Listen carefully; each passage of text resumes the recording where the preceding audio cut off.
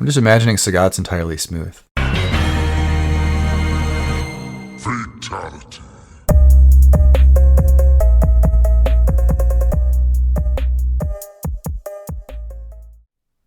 Hey there, welcome back to another episode of Wake Up 3. You've reached round 55, and we are your hosts, Molly And Cam, and this is a fighting game podcast from a couple who loves fighting games. That is right, and you know, with every episode, we are going to mix it up first thing. And I'm doing the mix-up this time, so are you ready, Cam? I believe so. Let's do it. Okay. Now, this time, lately we've been doing the whoever loses gets put in the news corner, but this time I'm just going to do it all, because Cam has the episode for today, so there's no losing here that matters. Okay, cool. Works for me. Low stakes.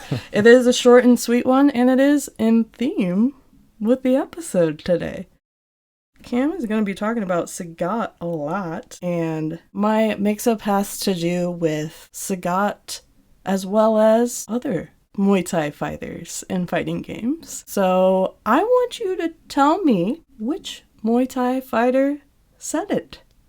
I've got quotes. Okay, cool. And I do have a selection for you. I'm not going to make you just guess out of every character. God. So That'd be tough. I'm going to have you guess from obviously Sagat, Okay. Adon, also Street Fighter, and Joe Higashi.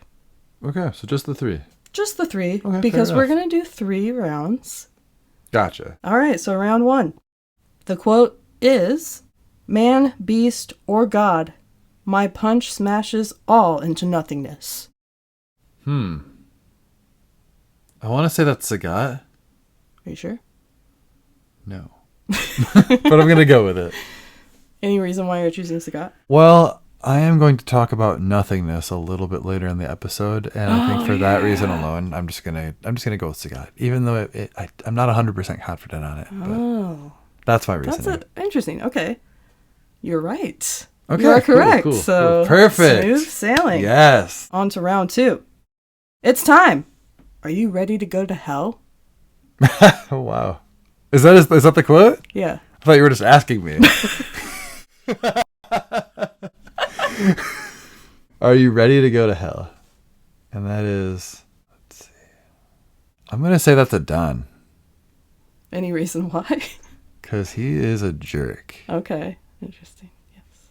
Well, you're correct. Round 3. I told you, I am a star that shines the brightest of all.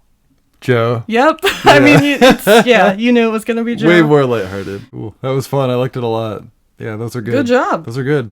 I did consider putting both Hua Jai and Fahkumram as the second person instead of Joe.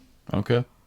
Joe was actually the last person I thought of. That's funny. But at first I went in with Fahkumram, and I quickly found out that was not a good idea because he barely ever says anything. Yeah, he's not been around very much. But I thought, I'll go with him first because maybe there would be more material for him than Hua Jai, but I was wrong. I'm very wrong. Wow. Yeah, good job. Thanks. And that is going to lead us right into talking about news and whatnot and all the happenings in the FGC world. And we're going to start with Andy. Andy Bogard is here. He's finally here. Oh, yeah. He's finally here. Have not been able to get hands on him just yet, but Not just yet. he is here. But yeah, we're excited. Looking forward to trying out some Andy mirrors in the near future and see how he feels. I think he could be another pickup character for sure. Mm-hmm. I think looking at him, he's got all of the things that I like from hokutomaru for the most part, minus the run. I like hokutomaru's ability to run. I like that a lot. But yeah, I guess we'll just see how he feels. Yeah. I'll be playing him soon. So yeah, not too much to say yet on Andy's arrival, but we will, of course, update in the future as we get our hands on the better brother. If you've listened to our Andy episode, you already know that we were kind of psyched. Yeah, he just looks really cool. He does. I think it's the fact that he's got the demon flip and then all these like teleport into smoke cloud attacks. Mm-hmm. He's like MK9 smoke, but with demon flip. Yeah, so it's like, what more could you want? Kind of sick. What more could you ask for? Yeah. Definitely cool. Yeah. Definitely cool. Yeah, and the City of the Wolves DLC continues to roll out. Ken will be playable at EVO. So, practice your 623s, because Ken's coming. I really wonder how Ken's going to be, in City of the Wolves. I'm looking forward to seeing the full-on presence, I'm really curious what moves they'll decide to go with his break moves, because every character typically gets 1 to 2 break moves, and yeah, what do you think his are going to be? I don't think it would be the Shoryuken. I could be wrong. We'll see Tatsu? soon enough. Yeah, I could see Tatsu. I don't know. Let us know your thoughts. What do you think Ken's break move is going to be? Moves? Moves potentially. Some characters have 2. It's Ken. Let's give him 2, right? Yeah, I don't know, but they'll probably give him 2. I'm interested to see the first representation of a Street Fighter character in City of the Wolves. So yeah. We've got Chun-Li obviously coming as well, but yeah, it's gonna be cool to see Ken, and I do like some Ken time to time. So I think that's cool. Definitely. So I'm jealous of everyone that gets to try him out, but I'll be looking forward to seeing how that looks from afar. Yeah, that'll be early August, so we'll know very soon. Speaking of events and whatnot, we did just have CEO occur a couple weekends ago now, and it seemed like it was the best one ever, didn't it? It really did, yeah. It seemed like there was a lot of hype and a lot of good reception for it. It was back in Orlando, I guess, so... Yeah, I mean, obviously we weren't there, but Jebailey does it up, Yeah, it's looking pretty enticing. We have yet to go to a major, but yeah, it's looking like one of them that's pretty enticing. So we like to stay home, but, But a cool thing happened at CEO. Lashar won back-to-back. This time he did it with Terry. Yep, that's right. So he won Combo Breaker, and then 2 weeks later, he wins CEO. Mm-hmm. Crazy. First time anybody's done that in Street Fighter 6. So he's putting on a show right now. We watched a lot of CEO, and we watched the top 6 for Sam show. That was something that I really wanted to see. It was the first time that I've seen all of a top 6 of a Sam show tournament. It was fun when you start watching high level play of a game that you're interested in, and then you see it's like the first time you're really seeing how the high level play goes. Like, what is the flow? How do they approach the game at that level? Right, yeah, because they're not doing the same stuff that we do when we just pick up the game and start playing it on instinct. Right. So it's like I'm really just picking up what is the pulse of a Sam show high-level match. And it was really fun to watch. Next up, another tag fighter announced? Yes, this one is Battle Manga. That's really all I know of it right now. There's one screenshot. It's a 2v2 tag versus fighter. And just another versus fighter, another tag fighter coming out to join the C that has recently been announced. I have to wonder if maybe they were all secretly... behind the scenes, all these studios were working on these games a couple of years ago, whatever. Mm-hmm. Thinking oh yeah, there's no tag fighters on the market, we'll make one. And now suddenly they're all doing it. Because maybe they didn't copy each other, they just all had the same idea because it had been a while. Mm-hmm. Or maybe they found out that Riot was never going to release this 2XKO game because they announced it years ago. They're like, oh, we could probably release one before that. And announce more characters on launch trailer. Anyways. So yeah, another one of those. Don't know much at all about it because it kind of just happened. Yeah, it just dropped out of nowhere. Yeah, it wasn't at a showcase or anything like that. It was just kind of there. So last episode we did talk about Sam show and trying to pick a main and how laborious that has been. But since watching that Sam show top 6, I think that kind of informed us on some things that helped us choose a main. I think so. Or at least get closer to it. I think so, because we played it not too long after that, within the next couple of days, and I think that play session, I finally picked... I'd played Genjiro in the past, but I had finally picked him, and it was okay, yeah, this is the guy. Because before that I had probably 3 or 4 different characters that I was trying to narrow it down between, but it just finally clicked. So yeah, Genjiro is going to be my Sam Show 2019 main. Great. Big news. main selected. It was hard. Yeah. Long and hard, as they say. Did watching the top 6 help you to choose Genjiro specifically, or was it just... Not necessarily, no. Okay. I don't know what it was exactly. I think I finally just got a feel for it because I was leaning on like 3 to 4 different characters, and playing him just kind of finally decided like, yeah, there's nothing in his kit that I dislike, because I feel like for a couple of the other characters it would be like, I like this, this, and this, and this, but there's something that I just don't like. Like there's a part of their kit that I don't care for. Mm-hmm. And with Genjiro that just wasn't the case. So yeah, there you go. Plus, I love the running kick. Oh, yeah. It's so fun. It's so fun. That's a good one. Gives me Geese Howard vibes. For sure. And what's better than that? Right. What are your updates right now on Sam Show 2019? Have you selected anybody yet for a main?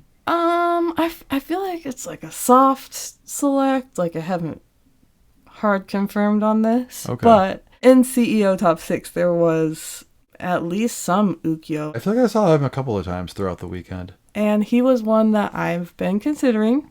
And in those matches, I was seeing things that I don't do. Like, I don't know how to do. Right. So I was like, oh, well, I have some things to learn about because they're using this move a lot that I've never even landed. Like, I don't even know what that is. Right. So I had some things to figure out, and I figured it out. So since then, yeah, I feel like it's like a soft select on Ukyo. Yeah, we kind of did a long set where it was Ukyo versus Genjiro, and it was feeling good, and it had that nice true samurai vibe. So. Oh, definitely. Yeah, it's that fun. Helps. Yeah, it was fun. It was good. So I guess if that ends up being your main, then it'll be fun for me as well. Yeah, and I had also been considering Genjiro, but we were talking today, and I think, yeah, I was considering 2 samurai, so I kind of just eliminated one. I think that makes sense. If you're gonna pick a backup character or a pocket, you probably want them to be different, a little more different in playstyle. Yeah, a little bit, I think. Like an umbrella wielder or somebody with magic or something like that. Yeah, I'm still considering those 2 characters, Amakusa and Gongsung Lee, because they both have projectile game, and that's something that Ukyo does not have. It's unique. It's fun. It's cool. Little setups. But yeah, a little bit of update on that. Do you have anything else to update on games? I did want to talk about Street Fighter 6 because we've been playing a lot of first to 10s lately against your Elena, and I'll just play random characters. I've been playing, I guess, anybody that I've ever played in Street Fighter 6 throughout the past 2 years, and just doing first to 10s to see how you can do, because before you take your character online, we're trying to really trade up your Elena and see how far you can get placed, Yeah. So that's the goal right now anyways. See if we can get you placed higher than ever before, because that's always hype. So yeah, you've played against my Akuma, my I guess. I think my twice actually. Yeah. Jamie, Terry, and am I missing anybody? I feel like there's one more. Did you say Akuma? I did. He was the first one. That might be all. But anyways, you've played against probably about 5 different people at this point, and beaten a few of them. You haven't put too much time into Elena yet because she's brand new. But so far it's already pretty cool to see, because not to be rude or anything, but I've been just watching you play Lily for the last 2 years, and well, I don't hate Lily or anything like that. It's just been a struggle seeing you play her and just kind of being unable to do anything. At times, especially depending on certain character matchups. Thanks for adding the at times. Yeah, no, I'm not trying to call you out, and like, I'm not a Lily hater by any means, but thank God. It's just that she's not a character that has all of the tools to deal with other characters. That's true. So that's true. It's going to be an uphill battle at times, and yeah, I think Elena has not every tool in the book, She definitely lacks certain things, and I think there are matchups that she's going to struggle very hard with. I think you're getting there already, and yeah, I see you studying her outside of the game. I'll be like, what are you doing? And you're just like sitting there eating a bowl of cereal, watching like a 40-minute relative tutorial or something. But yeah, I feel like it's been a fun journey to see already. The highest that I've been able to place a character is like Silver 3? Ken? It's interesting because I used to think that getting to master was like some big feat, but I've noticed that people kind of just treat it like it's normal. Right, yeah. And I'm like, no. I thought getting to gold was a big deal. Yeah, right? So I'm looking to be able to place my Elena higher up than anyone else, hopefully. I'm going to do it. You're going to, for sure. I think you've been putting in the work and practicing against multiple characters, and like I said, like I think the main thing is just getting all those strings down. Like when you do land your punish for whatever it happens to be, like don't screw up on the punish and drop it, you know what I mean? Yeah. Definitely. Just make it count. Yeah. I do want to update to last time. I think I said that Elena was great, like everything and whatever, but I mean, honestly, given some more time, it's a little patchy against some options, I think. But particularly one thing that I don't enjoy is her level 1 being able to be interrupted. Yeah, so that hurts. I think it needs to start up like at least 1 frame faster. But, you know, what do I know? Yeah, it hurts, but it's also one of those things where you just have to figure your shit out, you know? Right, you got to play around it. You just got to tighten it up. Yep. That's what it is. That being said, about Elena, you know, maybe not being top tier as a character right now. That being said, I'm having so much fun playing her. Like Cam said, he watched me play Lily for 2 years, and I'm not a Lily hater either, obviously. I love Lily, but I did just recently go back and play a ranked Lily set because Lily's gotten a buff, as we mentioned, but I played a ranked set as Lily for the first time in honestly like a while. I felt like kind of a turd. Like playing Lily, you know? Just didn't feel good. It just felt like, I don't know, maybe I've just graduated from her gameplay. Maybe playing Elena has just made me like, I can't Maybe, yeah. And you'd been looking forward to Elena for so long. That's true. So it's kind of weird because I used to really enjoy playing Lily, but now it just kind of feels like, I feel like I'm an asshole for playing this way. Like I feel like I'm a little stick in the mud. That's you know, so like funny. Interesting. I wonder if part of that is because it's almost like Elena's like your number 1 character. That's like you get her and doesn't matter who you get for the rest of the game. You've got your character. So maybe it's just hard to look back on it in that way where it's like, well, I don't care about playing other people. Like there's no turning back, you know, I got what I was waiting for. Like, so you're satisfied. Yeah. It was just kind of interesting because I just didn't know that I would feel that way playing Lily again in a set. Yeah, I was surprised to find that I didn't really have fun playing Lily again after playing Elena for just only Elena since she came out. Yeah, for a couple of weeks. I don't know. With Lily, I had already I was already kind of playing other characters at the same time too, but I feel like with Elena, I'm just not going to do that.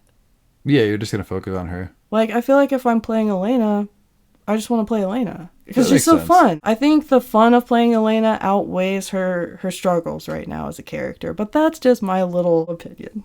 Cam's already thrown me some praise on, you know, during our sets. You're like on the fly just chaining like this into this into, you know, air-to-air combos and whatever. And it's like, oh, that's kind of nice. Yeah. So, despite maybe not being the best character on the roster, I am having a blast still. And I'm happy that I got the master skin. Right. A little happy accident from Capcom. Yeah. So until I can actually get there one day, I have it anyway for a season. Yeah, you can still rock that Joker green hair. Yeah, absolutely. Now, it would be wrong of me to just move ahead without addressing that.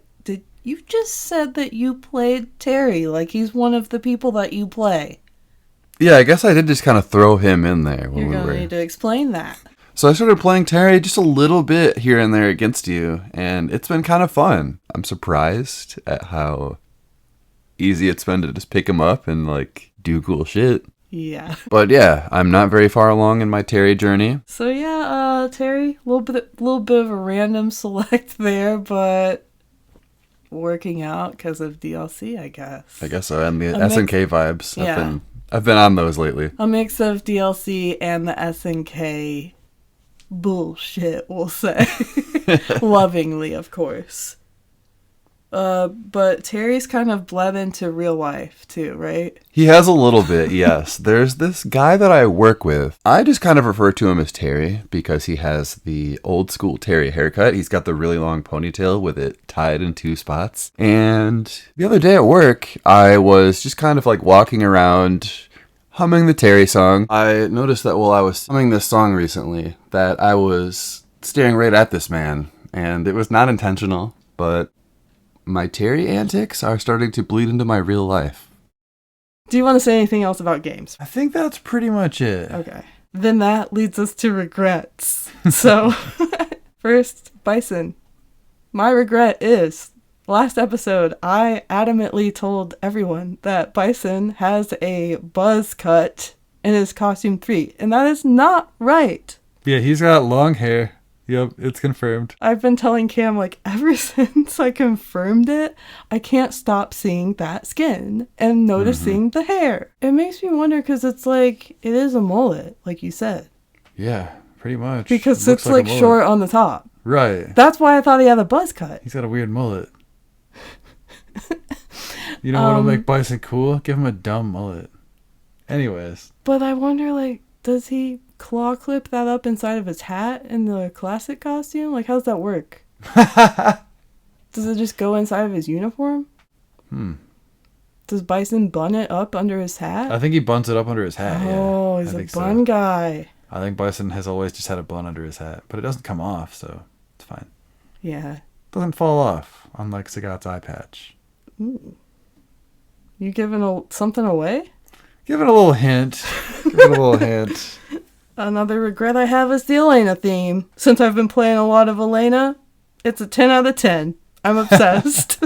Yeah, you've been all about it these days. And yeah, it's fun. It's a good one. I like it.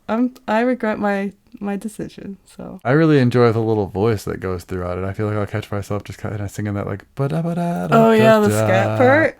Yeah, I like that. It's fun. I like that part. Yeah, it's really fun. My only other regret is that last episode we also said that we weren't really interested in Sagat. Yeah. But we might like him? We just might, and I guess you're going to find out why right now. Let's get into it.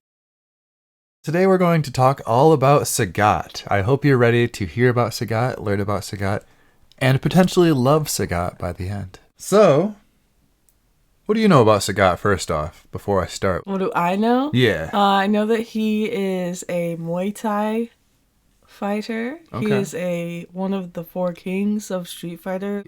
Yes. And he has an eye patch, he's bald, and he does a tiger knee. Okay, cool. Perfect. That's what I know. That is all correct. By the end, you're going to know everything that there is to know about Sagat. That's quite the promise. Everything there is. I mean, I'm sure Knowledge. there's, I didn't read all the comic books and, Oh, yeah. Anyways. Let's start with a couple of statistics. Sagat is 7'5". What? Wait a second. I didn't know we were dealing with a freak. The first thing I tell you, you're already mind blown. Like a freak of nature. Why is he so tall? I don't know, but I think I read that he was the 3rd tallest Street Fighter character. After Okay, wait.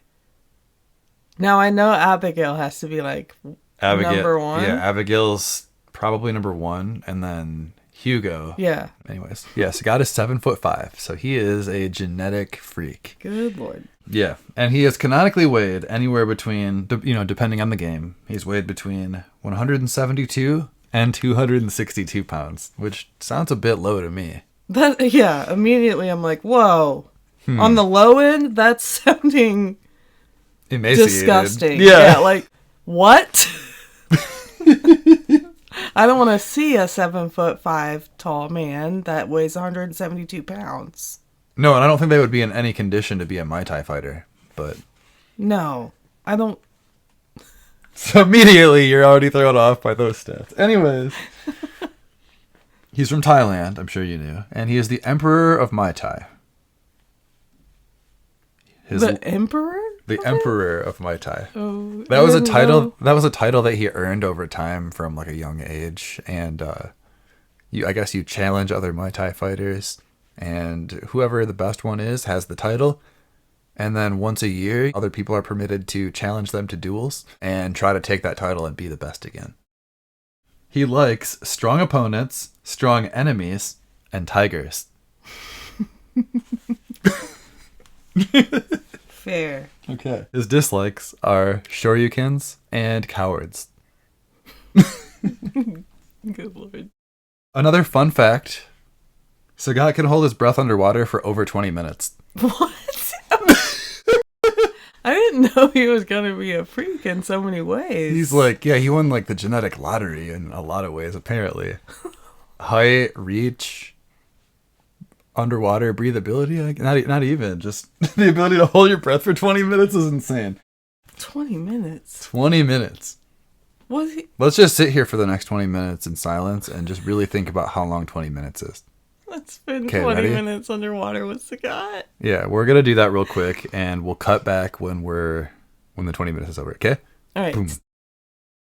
Wow, Okay. that was a really good 20-minute meditation underwater with Sagat. Yeah, that was a lot. That's really a long time when you think about it that way. Sagat debuted in 1987's Street Fighter 1, the one that nobody talks about. He was the final boss in that game. But prior to SF1, Sagat already knew he was a gifted fighter, regularly getting into brawls on the streets. These street fights are what caused his right eye to get damaged, but not what caused its loss. He was getting in fights all the time, getting hit a lot, kind of taking damage, maybe not doing the best defense, and it was causing kind of his eye to just be a weak point, basically, by the end of it. By the age of 15, he was able to fight his way to the top of the world of Muay Thai. But 1 year later, at 16, he is challenged for his title by an unknown man in a mask. The man refuses to give out his name, but we find out that it's Go Hibiki, Dan's father. Wow, okay. You didn't expect Dan to come into this already, did you? No, I did not. Definitely not his dad either.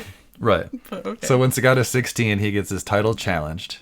By a grown man in a mask. Yes. And Sagat treats it as a fair fight, but Go notices Sagat's weak point, the eye, and just starts going for it regularly, just targeting this weak point, this eye. One of his attacks ends up gouging out Sagat's bad eye, and that kind of sends Sagat into a rage. He's like, all right, fuck this. You've been playing dirty this entire time. I've been trying to keep my cool, trying to keep this like a fair fight. And when he goes into a rage, he unlocks this brand new power called the Tiger Shot, and he uses it to just obliterate Go Hibiki. So it's like a super powered version of what we will typically see as his projectile. So it's like a massive projectile that just explodes Go Hibiki and just takes him out. I think that's deserved. Yeah, like the dude was kind of being an asshole, honestly. He fucked around and found out. Like, bro, now it's personal. So this is all before the events of Street Fighter 1. Because Sagat's like 16 and he's probably not 7'5" yet, I hope. No, at this point he's like 7'1" and God. like 176 pounds or whatever. Oh, it's terrible. Yeah, anyway. That's where that comes in, okay. Yeah, from when he's like 16. So in short, before Street Fighter 1, he loses an eye and gains a projectile. And blows up Dan's dad, just turns him into mist. So he's gone. And Dan is now an orphan, I guess? Anyways, listen to our Dan episode. We should have done this episode right before Father's Day. Street Fighter 1, 1987. Not a ton to go through here because this is a pretty like low-key game on the grand scheme of things. There wasn't a lot of backstory involved in it. But basically, Sagat is the best Muay Thai fighter in the world, and he wishes to be the best actual fighter as well. So he fights in this tournament, gets all the way to the final round, and is the final boss of this game. He makes it to the final round, where Ryu also shows up as the player character, and Dragon punches him in the chest, wounding him and leaving a giant scar behind. Oh, also, before we move on to Street Fighter 2, Sagat is already Adon's master at this point, because Adon is another fighter in the game. But that doesn't lead to anything just yet. I just want to point that out. So just stating that, like, Adon is present, Yeah, in the Adon. time of Street Fighter 1. Yeah, he's present. He's part of the ladder that you have to climb up in order to get to Sagat. Oh, so basically. you fight him too. You do, yeah. Before we move on to the next game, I want to say that in Street Fighter 1, Sagat is 32. So quite a bit of time has passed. He's really honed his craft. He's got the tiger shot down. He's got the tiger knee going on. There's no one coming to challenge that Emperor spot. Right. He has that. They saw that he had a giant fireball, and they were like, I don't need this title that bad. I saw this dude get blown up.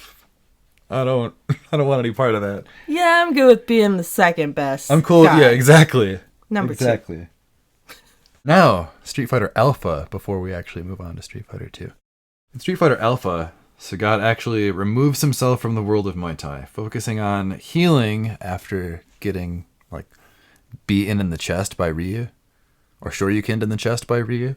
So he focuses on healing and training alone, and just trying to hone his craft yet again.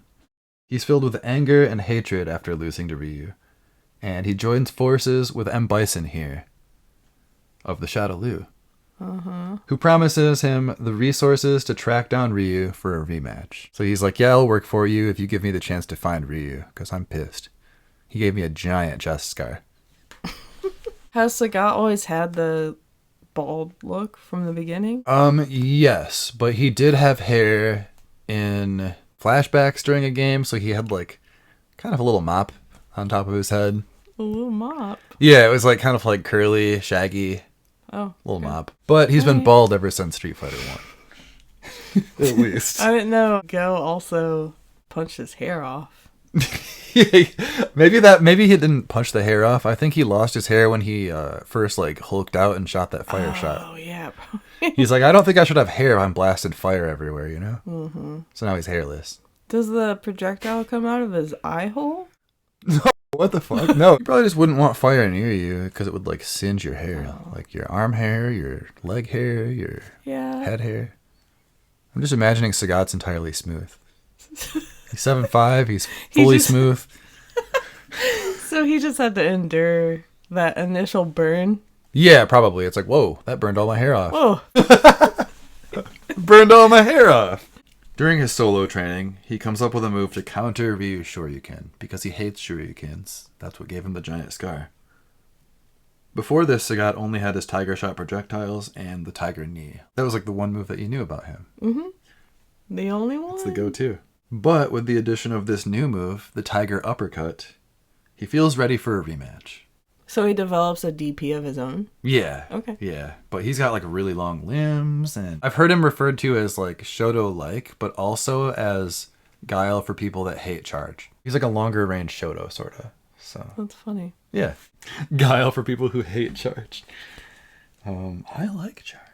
Yeah, so that's not for you. I like charge, though. Yeah.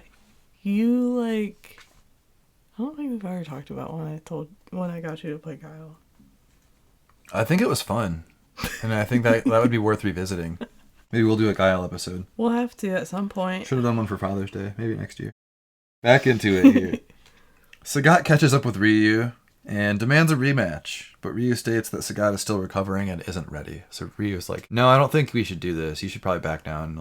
You're still healing. Slow down, Yeah, exactly. Sagat insists they fight. And they do fight. And Sagat wins. But he later realizes that Ryu threw the match and let him win because he didn't want to just beat the shit out of him. You know what I mean? With that, Sagat is determined to train even harder and win for real in the future. So he resigns from the Shadaloo at this point and returns to Solitude. That wasn't very long lasting. Yeah, he just got that job to find Ryu. Pretty much. Yeah, pretty much. He's already kind of ex-Shadaloo at the point. He's leaving Shadaloo by the events of Street Fighter 2. So he's not about that life, I guess. No, he just wanted to track down Ryu. And he did. And then he realizes, man, I need to train even more because he let me win, and that sucks. I just want to know, did Ryu give that away? Did Ryu give that information willingly? Or is Sagat just out here, assuming? No, I think he realizes it because he wasn't, as intense as the first time around. He didn't, Ryu wasn't using that drive that he had during that first tournament, you know? But, yeah, I don't know. He just has doubts. After leaving the Shadaloo, Sagat meets Dan Hibiki. Dan is seeking revenge for the death of his father a decade ago at this point. I guess a bit longer. It was, 16 years at this point. But Dan is finally grown. He was a little boy when it happened, so it's not like he could do shit against a 7'5" Sagat that shoots fire. Well, no, but... Sagat is still thinking about Ryu at this point and how Ryu threw the fight. God. And he realizes that Dan does not have a chance against him and that if he fought him fair at full power, he would kill Dan. And he doesn't want to do that. He's already taken a life and he regrets it. It's not that he wanted to kill, He doesn't have a drive to kill. He did it because that guy was being an asshole and punched his eye out. So he did it in like a moment of blind rage. Literally blinded rage. Oh my god. I'm gonna make you love Sagat. So he lets Dan defeat him. He throws the fight. Oh my god. What? This allows Dan to satisfy his anger, although Dan just goes on thinking that he won the fight fair and square. He doesn't want to kill Sagat. He just wishes to kind of defeat him and prove that he can avenge his father. Dan's a weird, prideful man, and we've talked about Dan a lot. I love Dan. Go back and listen to our Dan episode. It's fun.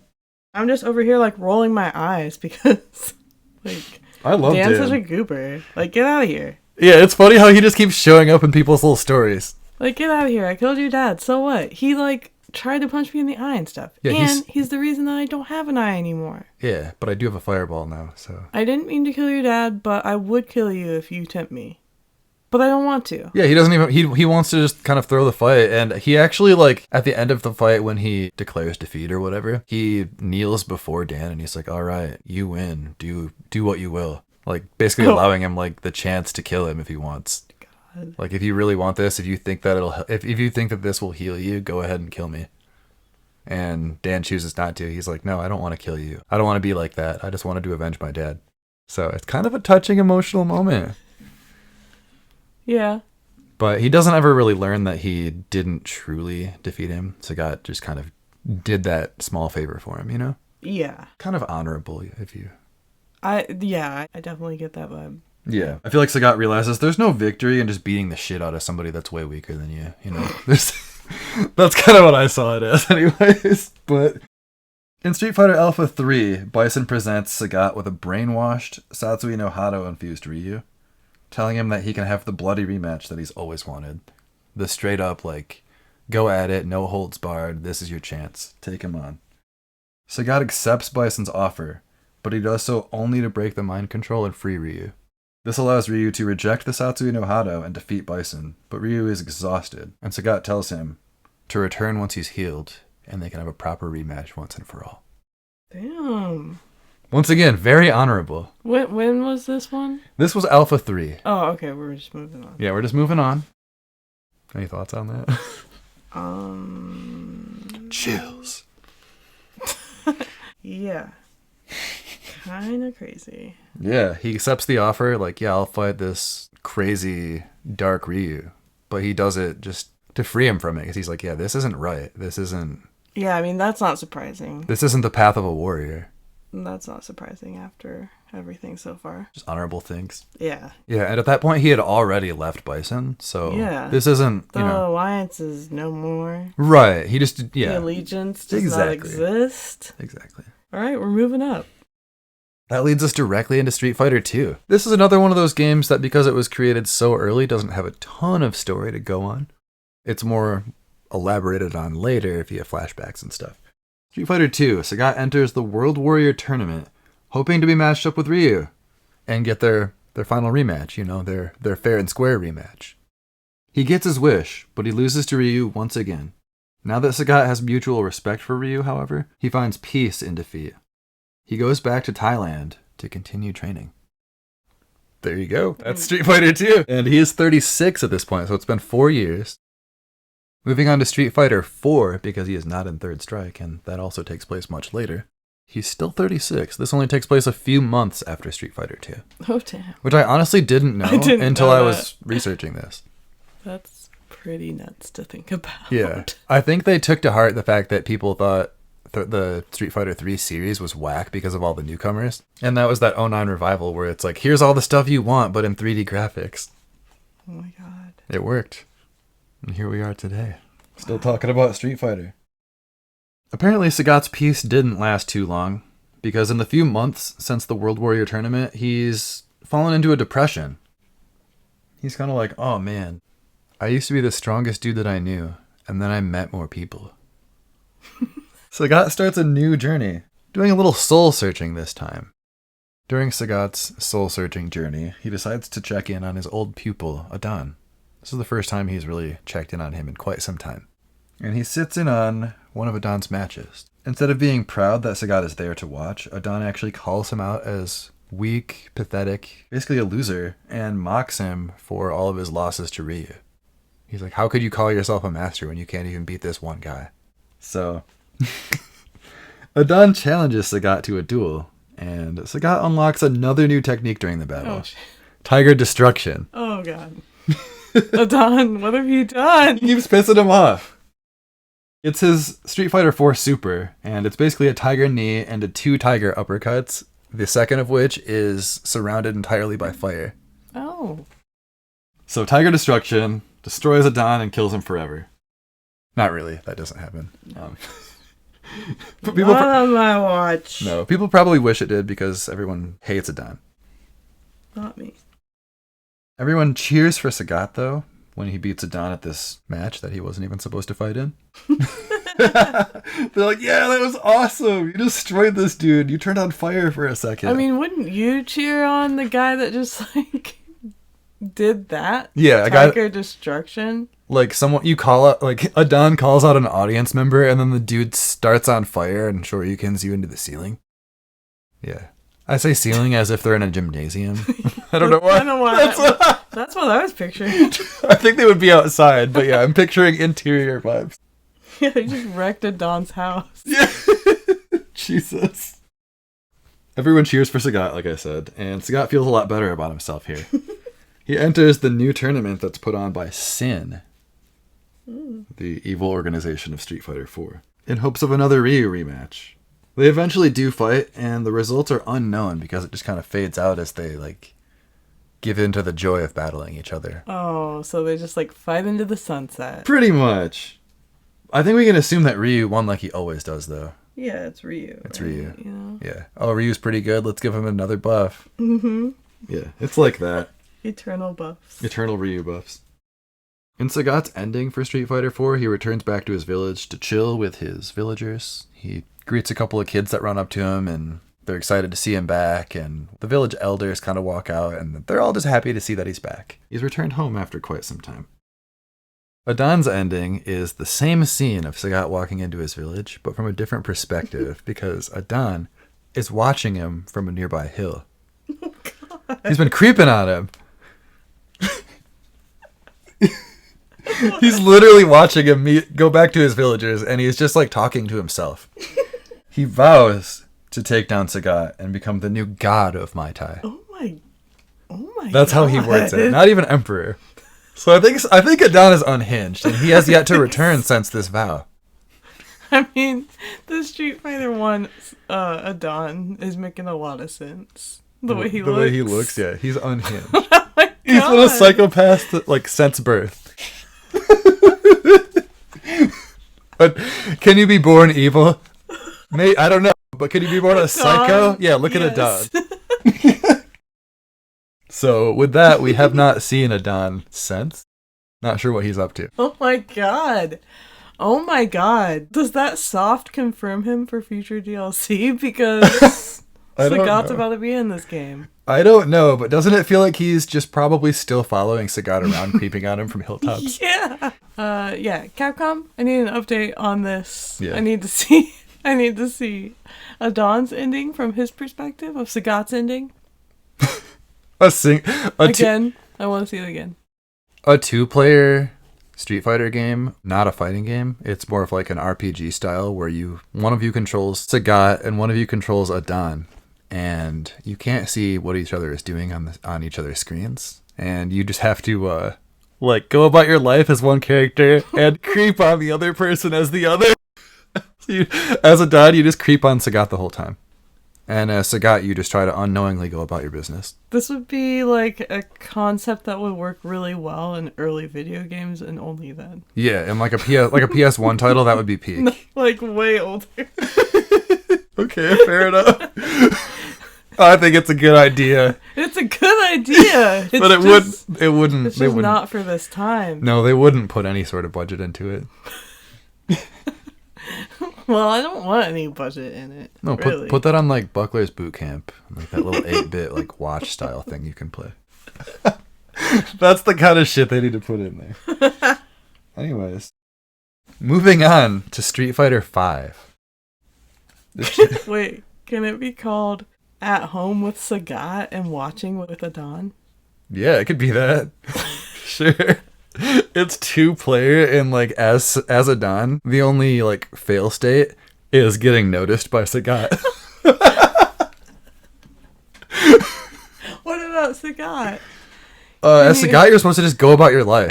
It's like even fine if you lose fights because he like values the fight itself. So it's just fine. Nothing that you do as Sagat can hurt you, really. Yeah, if you play as Sagat, you're just more about like leveling up and being chill and cool. And You're more likely to unlock a new super move. Yeah, and if you play as Adon, you're more likely to just like be a creep.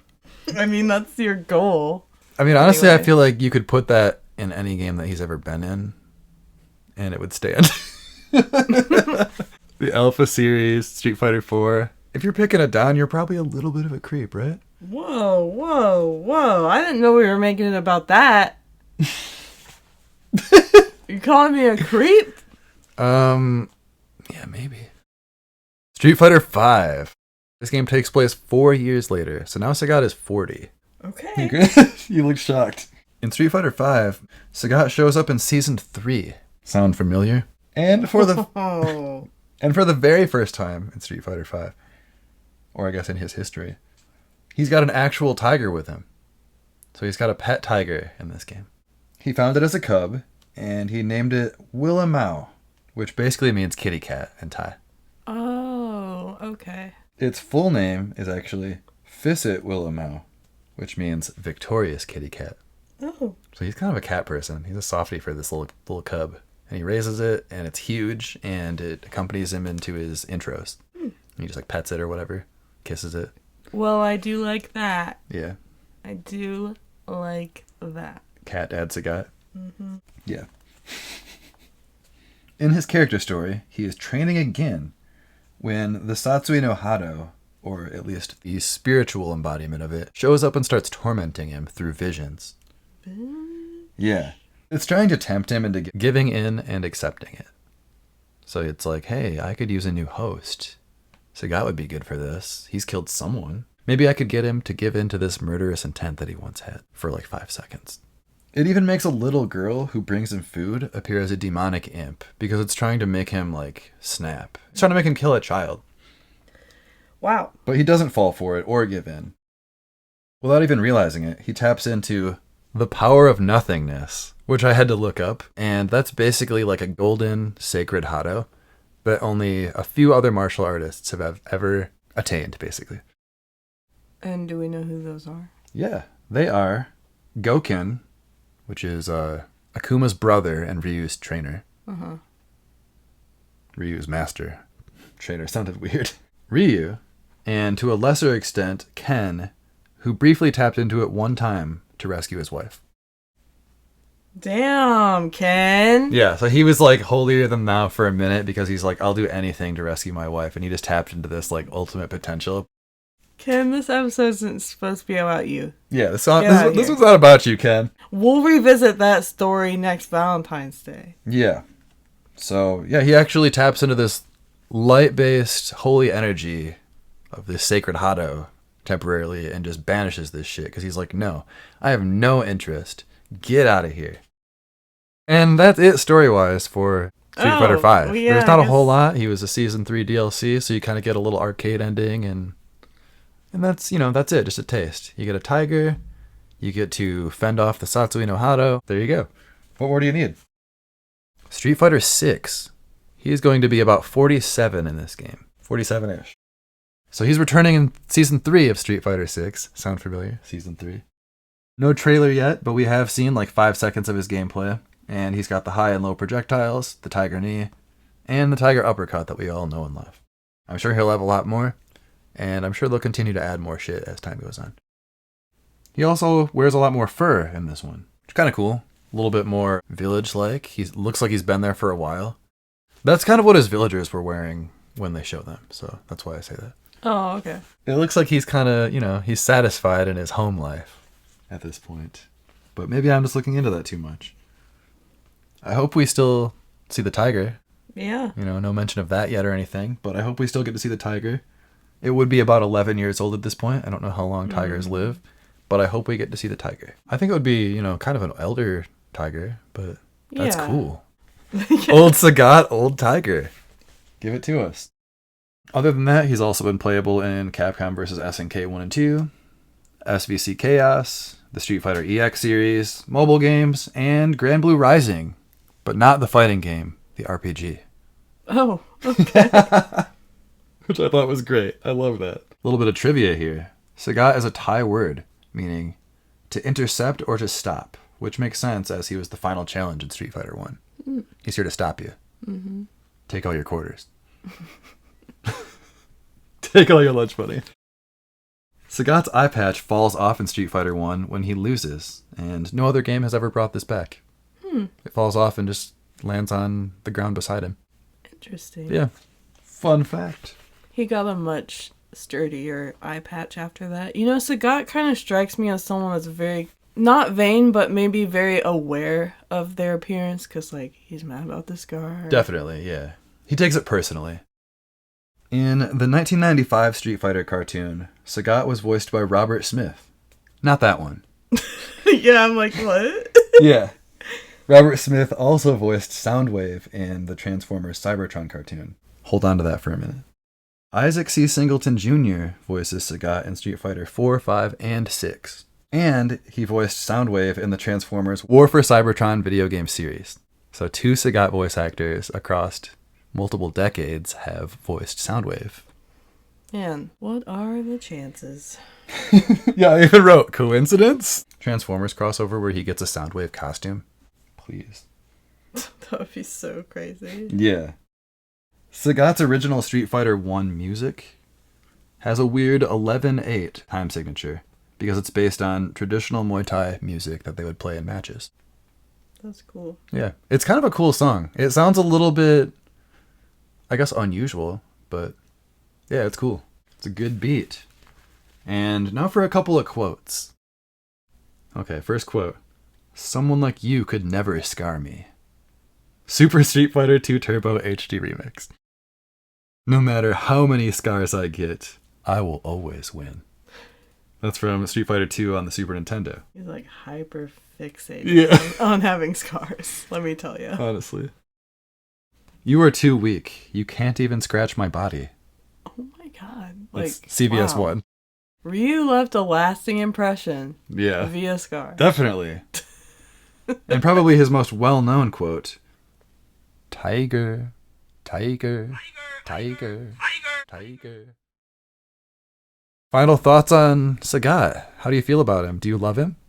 Do I love him? I don't know if I can say I love him, but I do like him a lot more than before. Okay, perfect.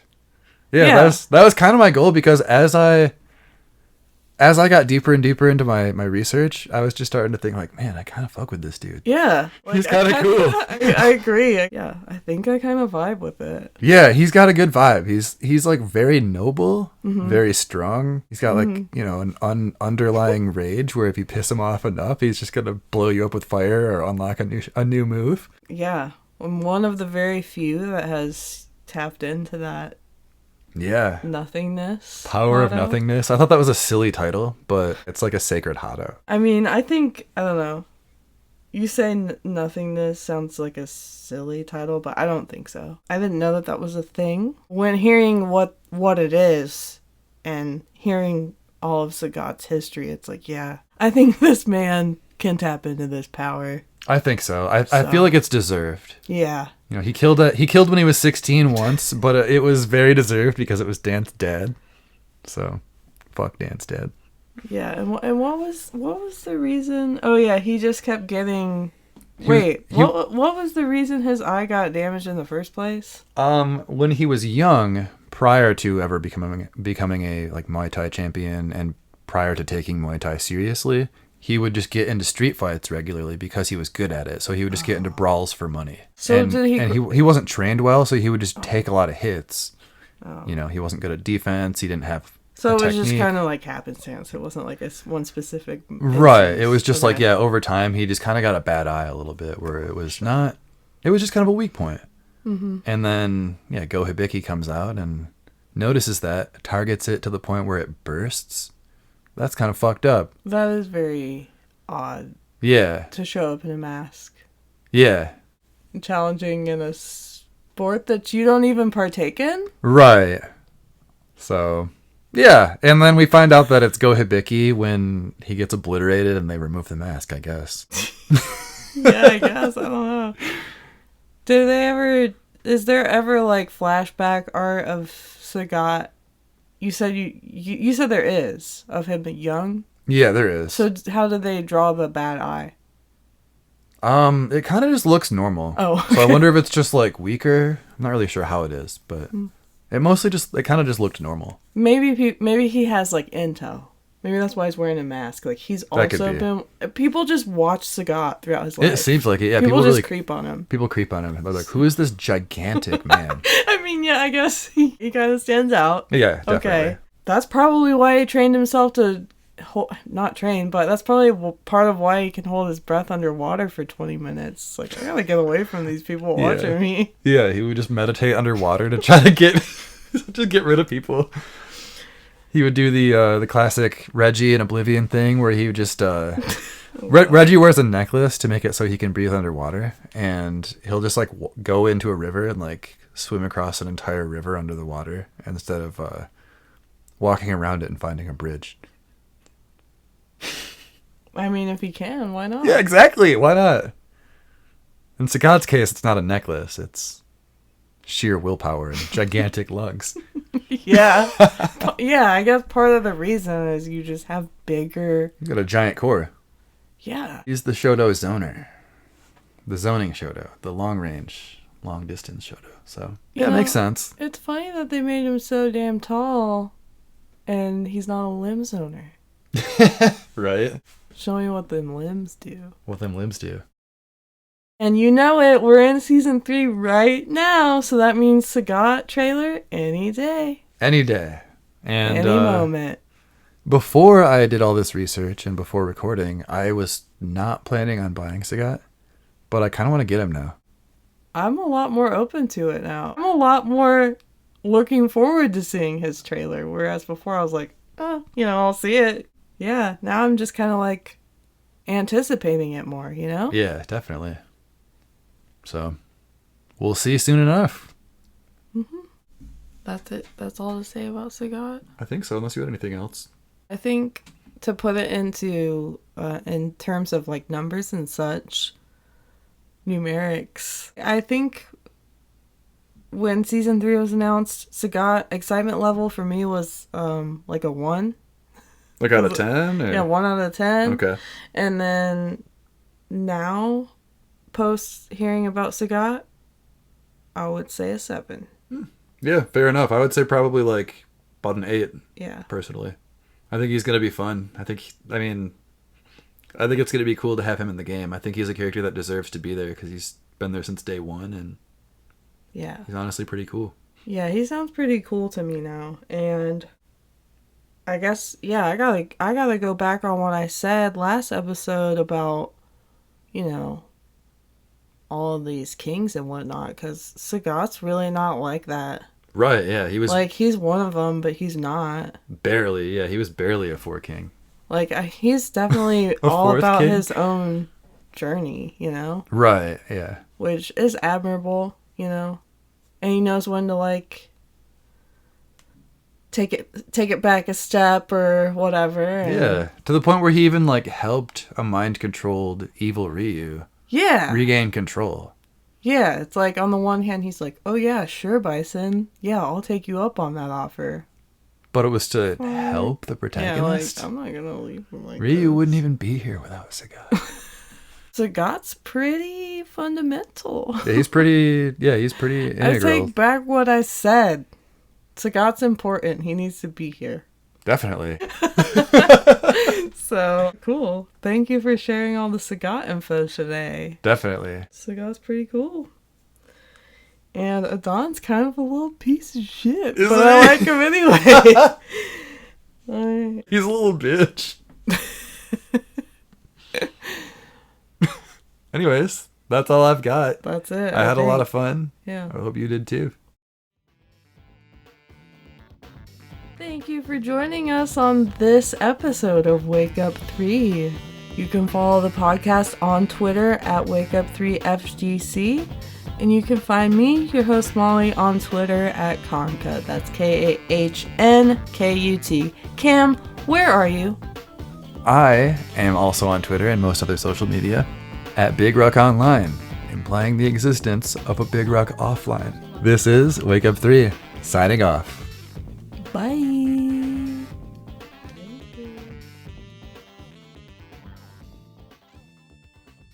Or we could do like a rating of like cool dads, best dad to worst dad.